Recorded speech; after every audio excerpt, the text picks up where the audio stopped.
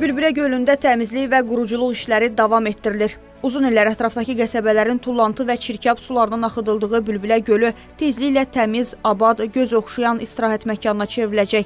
Bakı Abadlıq Xidməti ərazidə əsaslı və planlı təmir işlərinə başlayıb. Gölün ətrafındakı qamışlıq tamamilə qurudulub, tullantılar təmizlənib. Bu isə havadakı üfunəti məhv edərək natəmizliyin və şəratların kökünü kəsib. Son 5-6 ay ərzində gölün ətrafı çirkab sulardan təmizlənib, qamışlıqlar təmizlənib və bilirsiniz ki, Bülbülə gölü təkcə Əmircan yox, Bülbülə, Qaraçuxur və bir neçə qəsəbəni əhatə eləyir və 4 qəsəbə artıq demək olar ki, 4 qəsəbə boyunca, bütün göl ətrafı boyunca qamışlıqlardan təmizlənib və hal-hazırda gölün son hissəsində belə deyək ki, Almaniyadan gətirilmiş texnologiyalar əsasında qurğular quraşdırılır ki, burada gələcəkdə inşallah gölün çirkab suları təmizlənərək Hövsandakı kanalizasiya xəttinə birləşdiriləcək. Gölə axıdılan çirkab sularının qarşısını kəsmək üçün gölün ətrafında minlik magistral xətt çəkilib. Yaxın zamanda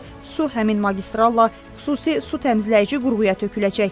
Gölün sonunda kollektorların quraşdırılması üçün artıq işlərə başlanılıb ilkin mərhələdə və eyni zamanda gölün ətrafındakı gölməçələr də qurudulur. Bulvarın salınması üçün hal-hazırda torpaq bərkitmə işləri və təmizlik işləri həqiqətən davam etdirilir.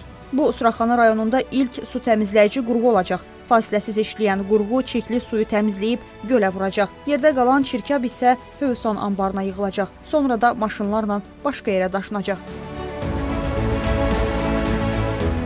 Növbəti mərhələdə sahil boyunca asfalt salınacaq. Nəzərdə tutulub ki, yeni bulvarda restoranlar, kafelər fəaliyyət göstərsin, dairəvi velosiped yolu çəkilsin. Bulvarda uşaqlar üçün meydança, yaşıllıqlar, istirahət yerləri olacaq. Layihəyə görə Bülbülə gölünün üzərindən körpü də salınacaq. Qısa zamanda Bülbülə bulvarı insanların əsl istirahət yerinə çevriləcək. Minaya Zamanova, Cabbar Qaryağdıoğlu, Xəzər xəbər.